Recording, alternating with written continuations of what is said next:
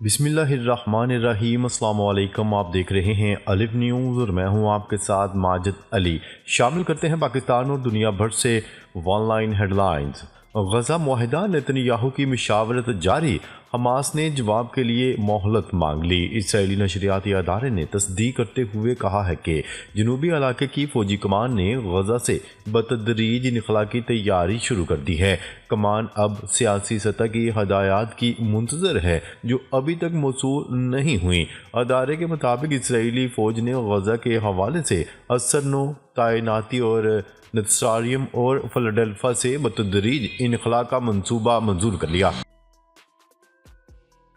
اسرائیلی بربریت نہ رکی، بے گھر افراد کے خیمے پر حملے، 61 فلسطینی شہید۔ غزہ میں اسرائیلی فوج کی بربریت جاری ہے، بے گھر فلسطینیوں کے خیموں پر حملے۔ 24 گھنٹوں کے دوران مزید 61 فلسطینی شہید، 281 زخمی ہو گئے۔ بھارت نے ایک ساتھ آبدوز جنگی جہاز اور فرگیٹ بحیرہ ہند میں اتار دیے۔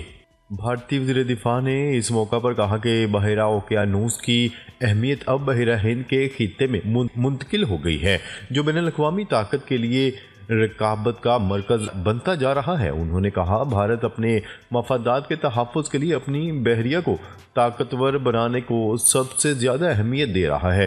بھارت کا غیر معمولی اقدام بیک وقت 11 آبدوزیں تعینات آبدوز ڈسٹرائر اور فرگیٹ کو ممبئی کے مزگاؤں ڈاک یارڈ میں تیار کیا گیا۔ پاکستان اور بنگلہ دیش کی فوجی قیادت کا دفاعی تعلقات مزید مضبوط بنانے پر زور، دو طرفہ شراکت داری کو کسی بھی بیرونی مداخلت سے محفوظ رکھنے کے عزم کا اعادہ۔ بنگلہ دیش کی مسلح افواج کے پرنسپل اسٹاف افسر lieutenant general S M Qamar ul Hassan کا وفد کے ہمراہ GHQ اور جوائنٹ اسٹاف ہیڈ کوارٹر کا دورہ۔ Army chief general Asim Munir اور chairman joint chief of staff committee general Sahir Shamshad Mirza سے تفصیلی ملاقات کی۔ خطے میں ابھرتی سیکیورٹی صورتحال پر تبادلہ خیال اور دفاعی تعاون بڑھانے کے عزم کا اعادہ کیا۔ ایرانی تیل کی برآمدات میں اضافہ، مغربی پابندیوں کے باوجود ایران کی تیل کی برآمدات مزید بڑھ گئیں۔ ایرانی خبرساں ادارے کی رپورٹ کے مطابق مغربی پابندیوں کے باوجود ایران کی تیل کی برآمدات 2024 میں 527 ملین بیرل تک پہنچ گئی تھیں، جو کہ 2023 کے مقابلے میں 10.57% زیادہ رہی۔ ایران کا اسرائیل پر پیجر کی طرز پر سینٹریفیوجز پر بوبی ٹریپنگ کا الزام۔ جواد ظریف کا کہنا ہے کہ تہران نے اٹامک انرجی آرگنائزیشن کے لیے سینٹریفیوج پلیٹ فارم خریدا اور اس کے اندر دھماکہ خیز مواد دریافت کیا گیا۔ ایران کے نائب صدر محمد جواد ظریف نے اسرائیل پر الزام عائد کرتے ہوئے کہا ہے کہ وہ سینٹریفیوجز ٹیکنالوجی میں دھماکہ خیز مواد نصب کر کے بظاہر نامعلوم حملہ کرنے کی کوشش کر رہا ہے، جسے ایران نے اپنے جوہری پروگرام کے لیے خریدا ہے۔ روس کی جوابی کارروائی، یوکرین پر بڑے پیمانے پر کروز میزائل داغ دیے گئے۔ روس نے جوابی کارروائی کرتے ہوئے یوکرین پر بڑے پیمانے پر کروز میزائلوں سے حملہ کر دیا، جس کے نتیجے میں توانائی کے انفراسٹرکچر کو نقصان پہنچنے کے بعد یوکرین کئی علاقوں میں بجلی کی بندش پر مجبور ہو گیا۔ سعودی نشریاتی ادارے کی رپورٹ کے مطابق یوکرین کے وزیر توانائی کا کہنا تھا کہ روس نے یوکرین کے خلاف بڑے پیمانے پر فضائی حملہ کیا ہے، جس کے نتیجے میں ملک کو بجلی کی بندش پر مجبور ہونا پڑا۔ مودی کی جماعت BJP 2024 میں الیکشن ہار گئی تھی، مارک زکربرگ کا دعویٰ۔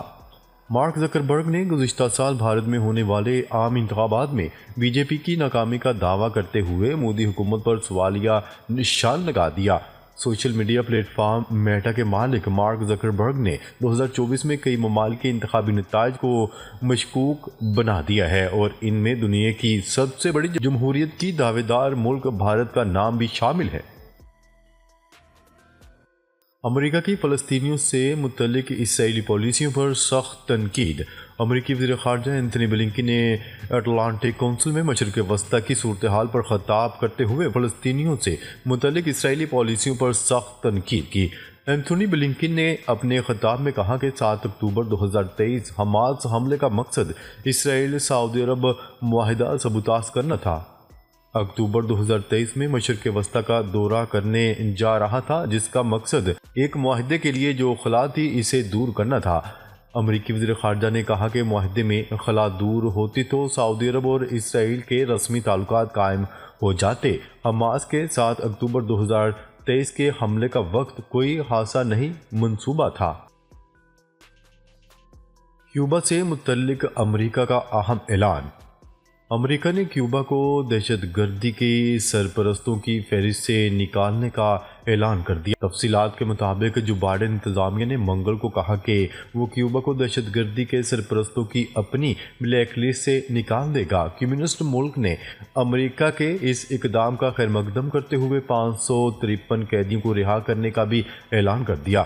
کیوبا کے صدر نے پابندیوں کو کم کرنے کے جو بائیڈن کے فیصلے کو درست قرار دیتے ہوئے تعریف کی، لیکن کہا کہ یہ اقدامات بہت دیر سے کیے گئے ہیں۔ ٹرانسجینڈرز پر پابندی کا بل منظور۔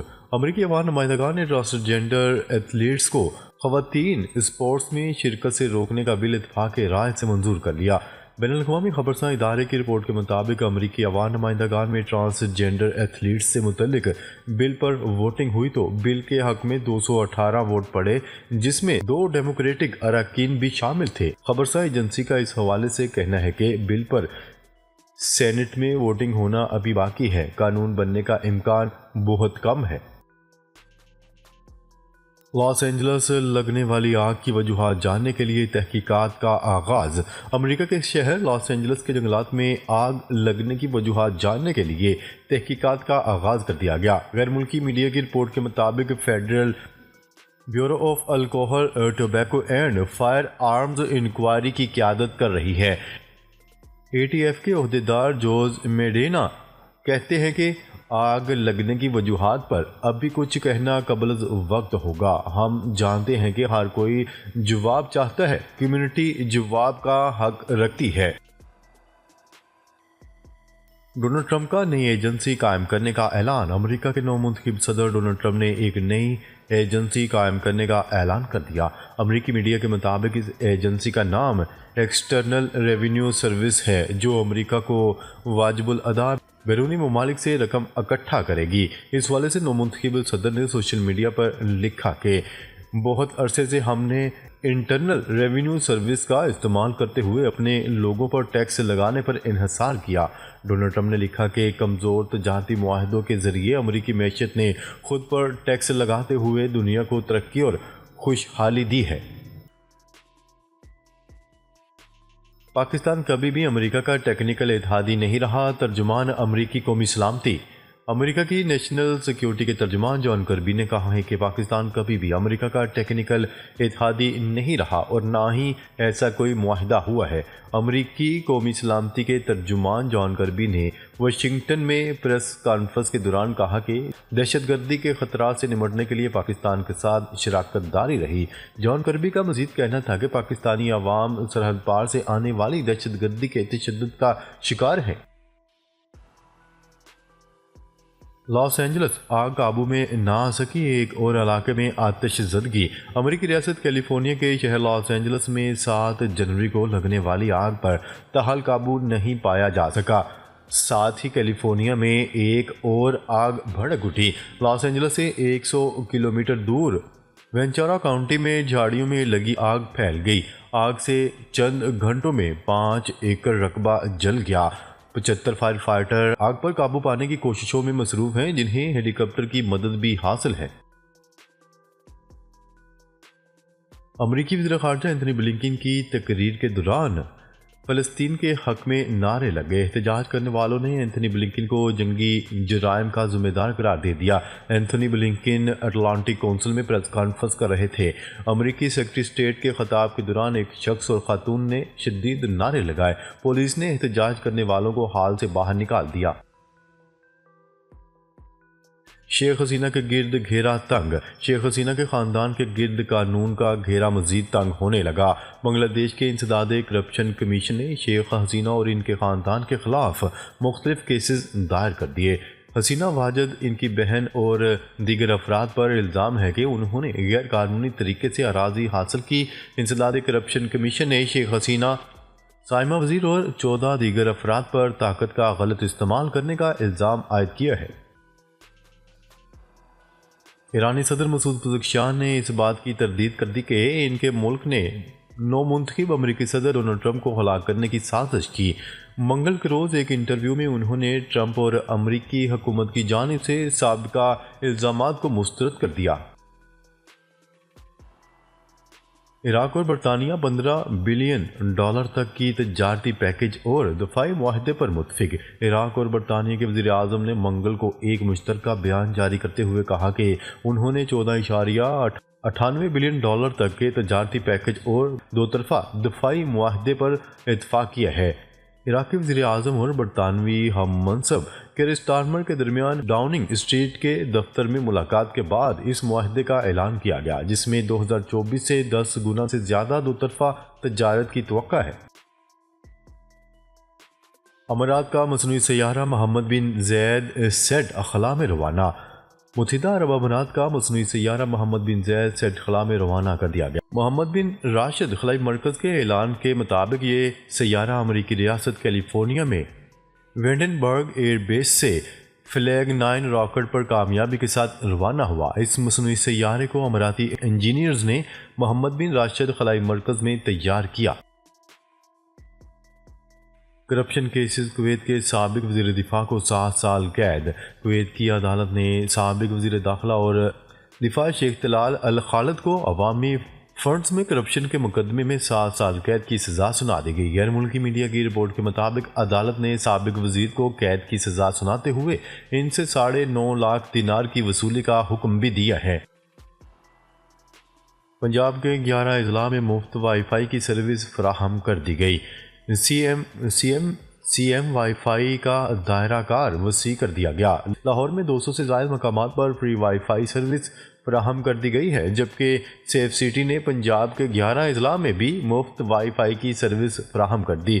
ترجمان سیف سٹی اتھارٹی کے مطابق 270 وائی فائی ہاٹ اسپاٹ سے شہریوں کو انٹرنیٹ کی فراہمی شروع کر دی گئی ہے۔